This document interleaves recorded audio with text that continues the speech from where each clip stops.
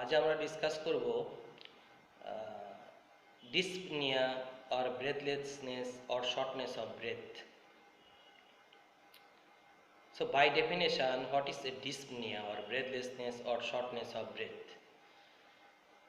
যদি ডেফিনেশন বলি তাহলে বলতে হবে যে এভাবে যে feeling of an uncomfortable need to breath, this is called breathlessness or dyspnea.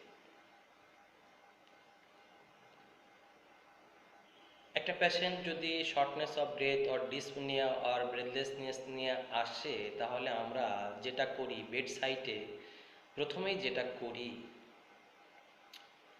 Clinically সেটা হচ্ছে যে আমরা বেড সাইটে রেসপিরেটরি রেট কাউন্ট করি। সেজন্য আমাদের রেসপিরেটরি রেট সম্বন্ধে একটু জানতে হবে। নর্মালি রেসপিরেটরি রেট কত? নর্মাল রেসপিরেটরি রেট আমরা জানি 14 থেকে 18 ইন অ্যাডাল্ট কেজে। চিলড্রেনে একটু ফাস্টার হইতে পারে, ইল্ডারলি একটু স্লোয়ার হইতে পারে, বাট অ্যাডাল্টে 14 to 18 ব্রেথ পার মিনিট। যদি কখনো ব্রেথ রেট 20 ব্রেথ পার মিনিটের বেশি যায় তাহলে আমরা সেটাকে বলি ট্যাকিপনিয়া। আর যদি ডেপথ অফ দ্য রেসপিরেশন যদি বেড়ে যায় মানে ডিপ রেসপিরেশন হয় তাহলে আমরা বলি hyper apnoea. So tachypnoea means more than 20 breath per minute. ট্যাকিপনিয়ার কজ আছে অনেক কজ। প্রথমে যেটা হচ্ছে ফিজিওলজিক্যাল কজ হতে পারে, যেমন fear, anxiety, exercise, exertion. Pathological cause আসতে পারে যেমন respiratory acute severe bronchial asthma, acute exacerbation, COPD, pneumonia. Cardiac কিছু কজ আসতে পারে যে acute pulmonary oedema. So these are the common causes of tachypnoea. Then আমরা যদি চিন্তা করি যে কিছু বেসিক জিনিস জানতে হবে যে রেসপিরেটরি রেট বাড়লো আবার রেসপিরেটরি রেট কমেও যেতে পারে। রিডিউসড রেসপিরেটরি রেট আমরা বলে থাকি, সেটা কেমন, সেটা কেন হতে পারে? যেমন নর্মালি স্লিপে রেসপিরেটরি রেট কমে যায়, আবার রেসপিরেটরি সেন্টার যদি ডিপ্রেসড হয়, বিশেষ করে নার্কোটিক ড্রাগস যেমন আমরা মরফিন ইউজ করি, সেক্ষেত্রে রেসপিরেটরি সেন্টার ডিপ্রেসড হয়ে যেতে পারে, তখন রেসপিরেটরি রেটটা রিডিউসড হয়ে যায়। তো ব্রিদিং যেটা, এই ব্রিদিং অথবা ব্রেথলেসনেস অর ডিসপনিয়া যেটাই বলি, এই ব্রিদিং প্যাটার্ন সম্বন্ধে একটা আইডিয়া নিতে হবে। ব্রিদিং প্যাটার্নটা কেমন? যে নর্মালি মেল যারা তাদের ব্রিদিং প্যাটার্নটা হয় অ্যাবডোমিনোথোরাসিক, বিকজ তারা ডায়াফ্রামকে বেশি ইউজ করে। আর ফিমেল তাদের ব্রিদিং প্যাটার্ন হয়ে থাকে থোরাকো অ্যাবডোমিনাল। সেটা কেন হয়? সেটা হচ্ছে যে ফিমেল মোর ইউজ ইন্টারকস্টাল মাসল দেন ডায়াফ্রাম ডিউরিং ব্রিদিং, সো তাদের হয় থোরাকো অ্যাবডোমিনাল। এখন যদি কোনো কারণে ইন্টারকস্টাল মাসল যদি প্যারালাইজড হয়ে যায় অথবা ইন্টারকস্টাল স্পেসে কোনো ইনজুরি হয়ে থাকে তাহলে তার ব্রিদিং প্যাটার্নটা কেমন হবে? তখন তার ব্রিদিং প্যাটার্নটা হবে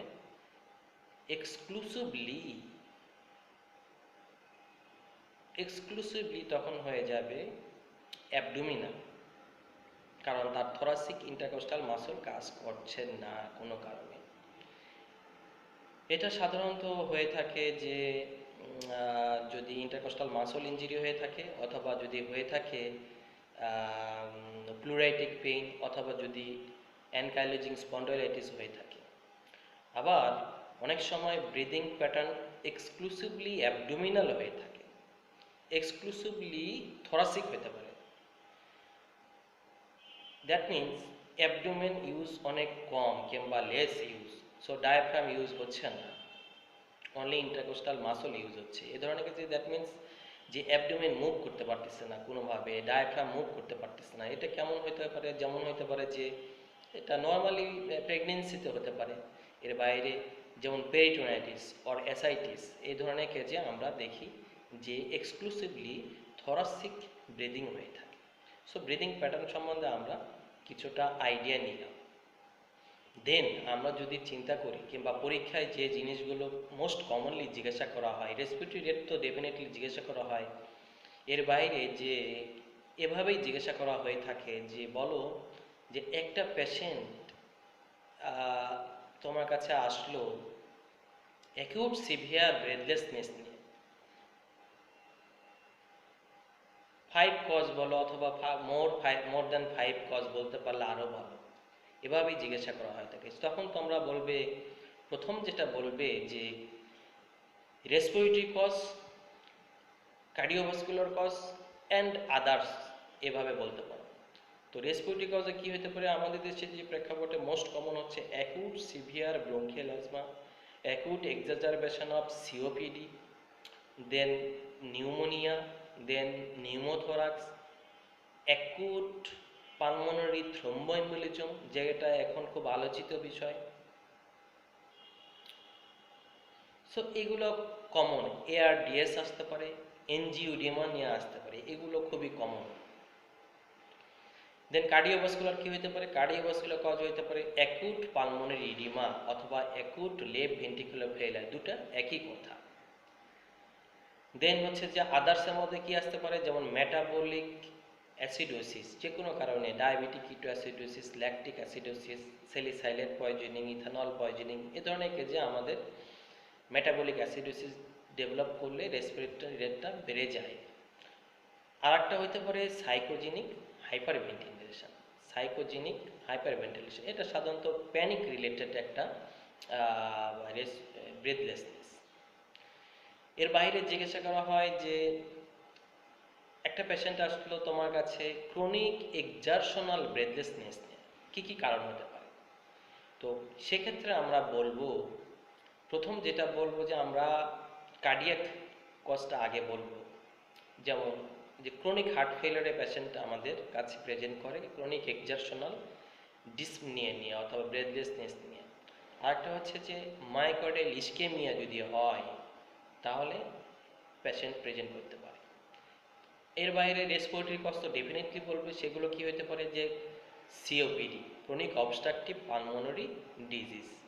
আর কি হতে পারে, ক্রনিক ব্রঙ্কিয়াল অ্যাজমা হতে পারে, হতে পারে ব্রঙ্কিয়াল কার্সিনোমা, হতে পারে ডিফিউজ প্যারেনকাইমাল লাং ডিজিজ, হতে পারে ক্রনিক পালমোনারি থ্রম্বোএম্বোলিজম, হতে পারে large pleural effusion. So these are the common causes of chronic exertional ব্রেথলেসনেসের। দেন এ ধরনের কোশ্চিন জিজ্ঞাসা করার পরপরই যেটা জিজ্ঞাসা করা হয় যে একটা পেশেন্ট যদি শর্টনেস অফ ব্রেথ আর ব্রেথলেসনেস নিয়ে আসে তাহলে আমরা কি হিস্ট্রি নিব কিংবা বেড সাইডে কীভাবে তুমি হিস্ট্রি নেবে। সো হিস্ট্রি টেকিং খুব ইম্পর্টেন্ট, কারণ হিস্ট্রি নিয়েই কার্ডিয়াক আর রেসপিরেটরি আর মেটাবলিক কজ আর আদার কোনো কজ আছে কি না, যে সাইকোজেনিক কিনা, এইগুলো হিস্ট্রিতে নিতে হবে, খুব ইম্পর্টেন্ট। সে কারণে আমরা হিস্ট্রিতে ভীষণ গুরুত্ব দিয়ে থাকি মেডিসিনে। তো হিস্ট্রি কীভাবে নেবে, একটা শর্টনেস অফ ব্রেথের পেশেন্ট কিংবা ব্রেথলেসনেসের পেশেন্টের হিস্ট্রি নিবে। প্রথম যেটা হচ্ছে যে অনসেটটা কেমন। অনসেট এটা হতে পারে অ্যাকুট অনসেট, এটা হতে পারে সাডেন অনসেট। অ্যাকুট অনসেট যেটা হচ্ছে যে অ্যাকুট কজ নিয়ে যেগুলো আসে, যেমন হচ্ছে যে অ্যাকুট অনসেট আর সাডেন অনসেট সেম কথা, যে অ্যাকুটলি ডেভেলপ করছে অথবা সাডেনলি ডেভেলপ করছে, সেক্ষেত্রে আমরা অ্যাকুট ব্রেথলেসনেসের কজগুলো চিন্তা করব। আরেকটা হচ্ছে যে গ্রাজুয়ালি ডেভেলপ করছে অথবা ক্রনিক্যালি ডেভেলপ করছে, সেক্ষেত্রে আমরা ক্রনিক এক্সারশনাল ব্রেথলেসনেসের কজগুলো আমরা মাথায় রাখবো। দেন হিস্ট্রি কি, যে ডিউরেশন, হাউ লং, কতক্ষণ যাবত, কত দিন যাবত, কত মাস যাবত এই শর্টনেস অফ ব্রেথ আছে।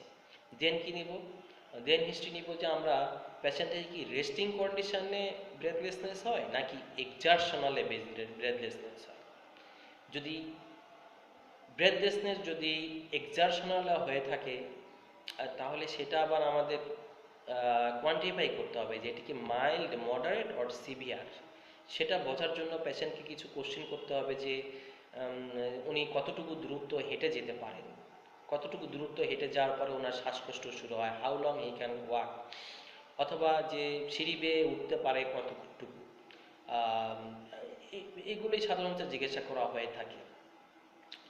সো এভাবে আমরা অথবা যে নিজেকে আনড্রেস করতে গিয়ে, ড্রেস পরতে গিয়ে কিংবা আনড্রেস করতে গিয়ে তার শ্বাসকষ্ট হচ্ছে কিনা, অথবা ঘরের মাঝে হাঁটা চলাফেরা করতে গিয়ে তাকে শ্বাসকষ্ট হচ্ছে কিনা। যদি অনেক দূরত্ব গিয়ে থাকে তাহলে মাইল্ড, যদি দেখা যায় যে না খুব বেশি দূরত্ব যেতে পারছে না তাহলে মডারেট, যদি ঘর থেকে টয়লেটে যাচ্ছে সেটাই যদি সম্ভব না হয় তাহলে সিভিয়ার এক্সারশনাল ব্রেথলেসনেস। এভাবে আমরা এটাকে ক্যাটাগরাইজ করব।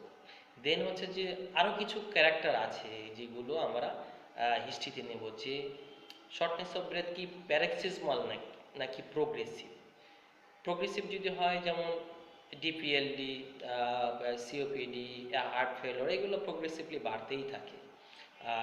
এর বাইরে আরও কোনো ভ্যারাইটি আছে কিনা, যেমন হচ্ছে যে অর্থোপনিয়া আছে কিনা, দ্যাট মিনস পেশেন্ট শুইলেই শ্বাসকষ্ট শুরু হয়ে যায়, ডিউ টু ভেনাস রিটার্ন বেড়ে যায়, সে কারণে পালমোনারি ইডিমা ডেভেলপ করে, পালমোনারি ফ্লুইড অ্যাকুমুলেশন হয়, দ্যাটস ওয়াই অর্থোপনিয়া ডেভেলপ করে। PND, that means paroxysmal nocturnal dyspnoea, patient শুয়ে আছে 2 to 3-4 আওয়ার্স পরে দেখা যাচ্ছে তার শ্বাসকষ্ট শুরু হচ্ছে, পেশেন্টকে উঠে বসতে হচ্ছে এবং হাঁটাহাঁটি করতে হচ্ছে, যে তখন সে আবার শ্বাসকষ্টটা রিলিভ হয়ে যাচ্ছে। এটা হয় যে রাতের বেলা শুয়ে পড়লে অনেক সময় ভ্যানাস রিটার্নটা বেড়ে যায়, হার্টে তখন প্রেশার পড়ে যায়, সেই কারণে হার্ট ফেলিয়ারের পেশেন্টের পিএনডি ডেভেলপ করে। সো হার্ট ফেলিয়ারের পেশেন্টের পিএনডি এবং অর্থোপনিয়া খুবই কমন। রেস্টিং কন্ডিশনে যে কোনো কিছু হতে পারে, যে নিউমোনিয়া হচ্ছে, থ্রম্বোএমবোলিজম হচ্ছে, অ্যাকিউট পালমোনারি ইডিমা হচ্ছে, এই ধরনের রেস্টিং কেস যে হতে পারে। এরপরে যেটা আমরা জিজ্ঞাসা করবো যে অ্যাগ্রাভেটিং ফ্যাক্টর আছে কিনা। অ্যাগ্রাভেটিং ফ্যাক্টর দ্যাট মিনস যে কোল্ড এয়ার কিংবা exposure two dust or exposure two cold air, যে ব্রঙ্কিয়াল পেশেন্টের, ব্রঙ্কিয়াল অ্যাজমা পেশেন্টের কোল্ড এয়ারে বেড়ে যায়, এক্সপোজার টু ডাস্টে বেড়ে যায়। দেন হচ্ছে যে আমরা বলতে পারি যে তার অ্যাসবেস্টস, সিলিকোসিস, সিলিকাতে এক্সপোজার আছে কি না, সেক্ষেত্রে আমরা অকুপেশনাল অ্যাজমা চিন্তা করতে পারি। তারপরে জিজ্ঞাসা করব যে এক্সারশনে বাড়ে কি না, লাইন কন্ডিশনে বাড়ে কি না। দেন হচ্ছে আমরা জিজ্ঞাসা করব যে কখন বাড়ে, যে রাতের বেলা বাড়ে নাকি দিনের বেলা বাড়ে। রাতের বেলা বাড়লে আমরা চিন্তা করব যে এটা ব্রঙ্কিয়াল অ্যাজমার দিকে যায়, অথবা আর্লি মর্নিংয়ে বাড়লে ব্রঙ্কিয়াল অ্যাজমার দিকে যায়। সকালে বেশি শ্বাসকষ্ট, বিকেলে কম, একটু ভালো, এই যে ডায়োনাল ভেরিয়েশন, এটা ব্রঙ্কিয়াল অ্যাজমায় দেখা যায়। আবার সিওপিডি পেশেন্টে দেখা যায় যে প্রোগ্রেসিভলি এক্সারশনাল বাড়তে থাকে, হ্যাঁ, এবং ডে বাই ডে এটা এক্সারশনাল ব্রেথলেসনেসটা বেড়েই যেতে থাকে। এবারে ডিপিএলডি পেশেন্টের প্রোগ্রেসিভলি বাড়তে থাকে। সো এই যে অ্যাগ্রাভেটিং ফ্যাক্টর এবং টাইমিংটা ইম্পর্টেন্ট। এর বাইরে আমরা জিজ্ঞাসা করবো কি যে এই যে শ্বাসকষ্ট এটা কিভাবে রিলিভ হয়, রিলিভিং ফ্যাক্টর আছে কিনা। Relieving factor that means exertional shortness of breadth, rest নিলে ভালো হয়ে যাচ্ছে, এটা একটা রিলিভিং ফ্যাক্টর। আবার বাই ড্রাগ লাগতেছে, যেমন তাকে ইনহেলার ইউজ করতে হয় শ্বাসকষ্ট রিলিভ হওয়ার জন্য। তারপরে হচ্ছে যে আমরা বলতে পারি যে পোস্টার চেঞ্জ করলে এটা কোনো ইমপ্রুভমেন্ট হয় কিনা। যেমন এখন করোনা পেশেন্টগুলোকে আমরা পোস্টার চেঞ্জ করতে বলি, যে 2 to 3 আওয়ারলি প্রোন পজিশন, অথবা ডান কাত হয়ে বাম কাত হয়ে, অথবা উপর হয়ে শুয়ে থাকতে বলি। এই ধরনের স্পুটাম প্রোডাকশান হয় কিনা, স্পুটাম প্রোডাকশানের সাথে কোনো রিলেশন আছে কিনা, এই হিস্ট্রিগুলো ইম্পর্টেন্ট।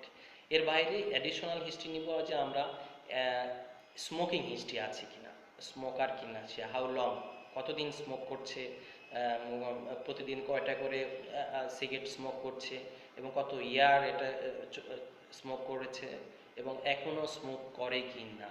অধিকাংশ পেশেন্ট হসপিটালে ভর্তি হয়ে বলে যে আমি আর স্মোক করি না। কবে বাদ দিয়েছেন? কিছুদিন আগে বাদ দিয়েছি, হসপিটালে ভর্তি হওয়ার আগে। সো এই জিনিসগুলো হিস্ট্রিতে নিতে হবে। আরেকটা ইম্পর্টেন্ট হিস্ট্রিতে নিতে হবে অ্যাসোসিয়েটেড কোনো ফিচার আছে কিনা। যেমন যদি আমরা কার্ডিয়াক কজ চিন্তা করি তাহলে অ্যাসোসিয়েটেড চেস্ট পেইন, দেন পালপিটেশন, দেন সোয়েটিং থাকবে। আবার যদি আমরা রেসপিরেটরি কজ চিন্তা করি তাহলে থাকবে কাফ থাকবে, স্পুটাম প্রোডাকশান থাকবে, ফিভার থাকতে পারে, দেন হুইজ থাকতে পারে, স্ট্রাইডর থাকতে পারে, এই জিনিসগুলো জানতে হবে। এর বাইরে হচ্ছে যে অ্যালার্জিক কোনো হিস্ট্রি আছে কিনা, যে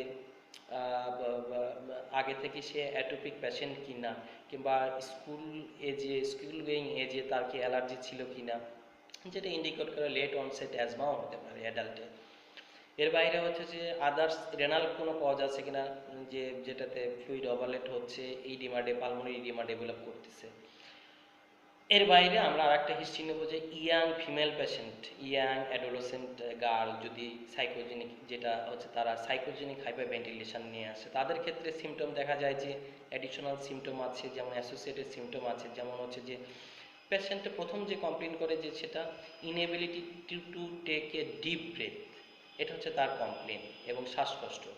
আর একটা জিনিস হচ্ছে যে অ্যাসোসিয়েটেড কিছু ফিচার থাকে ডেফিনেটলি, যেমন যে ডিজিটাল প্যারেস্থেশিয়া অর পেরি ওরাল প্যারেস্থেশিয়া থাকে। এর বাইরে অ্যাসোসিয়েটেড ফিচার থাকতে পারে চেস্ট ডিসকমফোর্ট থাকতে পারে, কার্বোপিডাল স্পাজম থাকতে পারে, লাইট হেডেডনেস থাকতে পারে। আর এই সাইকোজেনিক হাইপার ভেন্টিলেশন রেয়ারলি একটা স্লিপে হয়ে থাকে, এটা সাধারণত রেস্টিং কন্ডিশনে হয়ে থাকে, এবং সিচুয়েশনের প্রভোগ করে, যেমন হয়তো স্কুলে যাইতে হবে, কিংবা কলেজে যেতে হবে, কিংবা কোথাও যেতে হবে যেখানে তার ফিয়ার আছে, কিংবা এনজাইটি ডেভেলপ করে, সেটা সিচুয়েশন প্রভোগ করে থাকে, অ্যাগ্রেভেট করে থাকে যে তার শর্টনেস অফ ব্রেথকে। এগুলোই সাইকোজেনিক হাইপার ভেন্টিলেশনের পক্ষে যায়। So history is very important. এর বাইরে আমরা যদি সিস্টেমিক ডিজিজ অনুযায়ী চিন্তা করি, যে আমি চিন্তা করলাম যে তার নিউমোনিয়া আছে কিনা, তাহলে ফিভার আছে কিনা হিস্ট্রি নিতে পারি, তার কফ আছে কিনা, সিওপিডি পেশেন্ট, যে তার স্মোকিং হিস্ট্রি আমি আগেই বলেছি। দেন হচ্ছে যে পালমোনারি এম্বোলিজম যদি ডেভেলপ করে, তার আগে কখনো ডিভিটি হয়েছিল কিনা, এবং বেড রিডেন কিনা, সার্জারি, মেজর সার্জারি হয়েছে কিনা, এগুলো হিস্ট্রি নিতে হবে। Major post operative surgery patient sudden breathlessness নিচ্ছে, দ্যাট মিনস এটাকে আমরা চিন্তা করব, প্রথমেই যেটা চিন্তা করব যে এটা অ্যাকুট পালমোনারি থ্রম্বোএম্বোলিজম, অথবা হতে পারে অ্যাসপিরেশন নিউমোনিয়া হতে পারে, অথবা acute ventricular failure due to acute MI হতে পারে। এই জিনিসগুলো আমরা হিস্ট্রিতে নিব definitely. So history is important. So this is the details about shortness of breath or dyspnea or breathlessness. এটা ডেফিনেশন জানতে হবে, রেসপিরেটরি রেট সম্বন্ধে একটা আইডিয়া থাকতে হবে, যেটা ইনভেরিয়েবলি এক্সামিনারদের জিজ্ঞাসা করা, এক্সামিনি যারা তাদেরকে জিজ্ঞাসা করা হয়ে থাকে। আর হচ্ছে যে অ্যাকুট সিভিয়ার ব্রেথলেসনেসের কজ কী হইতে পারে, ক্রনিক এক্সারশনাল ব্রেথলেসনেসের কজ কী হইতে পারে, দেন হচ্ছে যে কীভাবে হিস্ট্রি নিতে পারো, বেড সাইডে আমরা কীভাবে হিস্ট্রি নিব, কী হিস্ট্রি নিব, শর্টনেস অফ ব্রেথ, এইগুলোই জিজ্ঞাসা করা হয়ে থাকে। এর বাইরে হয়তো ইনভেস্টিগেশন জিজ্ঞেস করা হইতে পারে, একটা দুটো কিংবা তিনটে ইনভেস্টিগেশন বলো যদি শর্টনেস অফ ব্রেথ নিয়ে আসে কী করবে। তো ডেফিনেটলি আমরা কজ অনুযায়ী, রেসপিরেটরি কজ আছে সেহেতু আমরা chest x-ray post entry review করবো। একটা যদি কার্ডিয়াক কজ চিন্তা করি, তাহলে আমরা একটা ইসিজি করব, সাথে চেস্ট এক্সরে তো লাগবেই। এর বাইরে যদি মেটাবলিক কজ চিন্তা করি, তাহলে একটা আরবিএস করব। দেন হচ্ছে যে আমরা একটা এবিজি করতে পারি, আর স্পুটাম থাকলে স্পুটাম এক্সামিনেশন করতে পারি। এগুলোই বেসিক ইনভেস্টিগেশন, এবং ফার্স্ট লাইন ইনভেস্টিগেশন। এগুলোই তোমাকে নিয়ে যাবে কোন ডিজিজের কারণে তার শ্বাসকষ্ট হচ্ছে। সো দেন তারপরে আমরা ফার্দার ইনভেস্টিগেশন এবং ম্যানেজমেন্ট করে থাকি অ্যাকর্ডিং টু কজ, অথবা ডিজিজ যেটা আমরা ডায়াগনোসিস করবো সেই অনুযায়ী আমরা ট্রিটমেন্ট করে থাকি। So this is all about breathlessness. Thank you.